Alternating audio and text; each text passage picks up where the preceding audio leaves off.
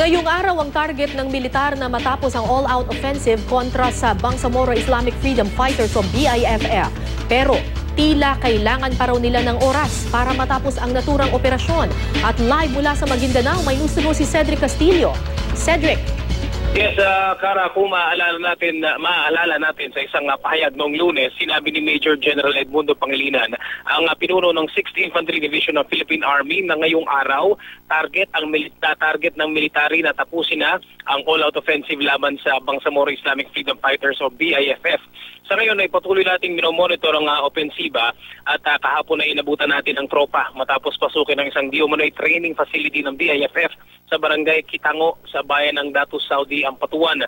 Nasaksihan din natin yung iba pang air at ground offensive ng AFP para makubkob ang BIFF kasama na ang bomb maker na si Basit Usman. Pero maliban sa mga ito, kakaunti lamang yung mga impormasyong nakukuha natin tungkol sa opensiba sa loob mismo ng pinaniniwalaang teritoryo ng BIFF.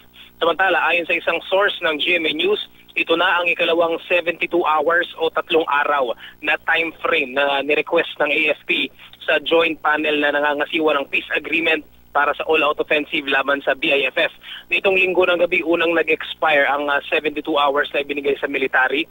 Pero dahil hindi pa tuluyang natutugis ang BIFF, ay nag-request noon ng extension na panibagong 72 hours ang AFP. Ang request na ito ay inaprubahan ng IMT, ng CCCH, ng ADJAG at iba pang bodies para masigurong may koordinasyon at hindi magkaka-misencounter sa pagitan ng AFP at ng MILF. Kara? Yes, Cedric. Bigyan mo lang ng idea yung ating mga manonood kung gaano ba karami o gaano ba kalaki itong grupo ng BIFF na tinutugis ng militar at simula nung isagawa nila itong all-out offensive, gaano na karami yung nalalagas mula doon sa tinutugis nilang grupo? Kara, unahin natin yung nalagas.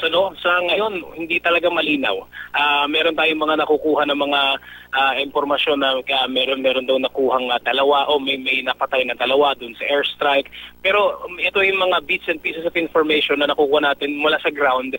Pero as far as the 6 IDs concerned, walang official na statement. At least sa mga sandaling ito, hinahanapan pa rin natin ng official na impormasyon galing sa military.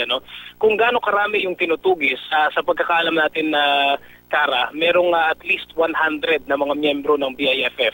Yung at any given time ay tinutugis. Ang nakuha nating impormasyon, aabot sa 300 to 350 yung kabuuang membership ng BIFF.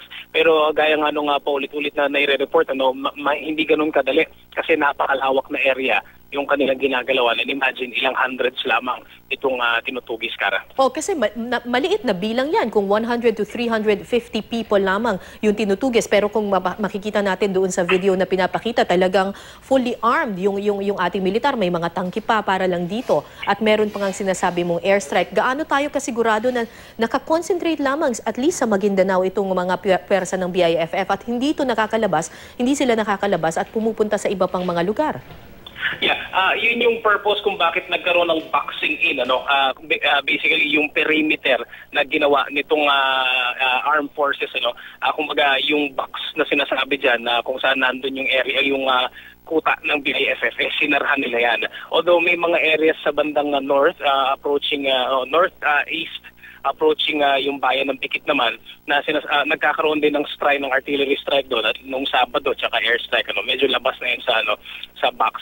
Pero ang paulit-ulit na sinasabi sa atin ng ilang mga sources natin ay ginagawa naman doon ng paraan para ma-contain. At sa ngayon, wala pa naman talagang din na sinasabi na nakalabas yung mga miyembro ng BIFF dun sa area of operation. So, ang may report lang natin ngayon is patuloy yung operation dun sa loob. Pero kung gaya nga nabanggit natin, kung ilan na ba yung natugis, ilan na yung napatay, very sketchy yung mga ganyang impormasyon, Kara. At may time frame ba sila kung anong araw o linggo na matatapos itong all-out offensive na ito para naman makabalik na sa kanilang mga kabuhayan yung mga tao dyan? Ang gagamitin nating informasyon dyan, Kara, yung sa interview ni G.T. Marica dun sa kanyang programa sa QRT. Sinabi ni Major General Edmundo Pangilinan na Wednesday, nung araw na yun, sinabi niya Wednesday, which is today, yung kanilang target na matapos yung opensiba.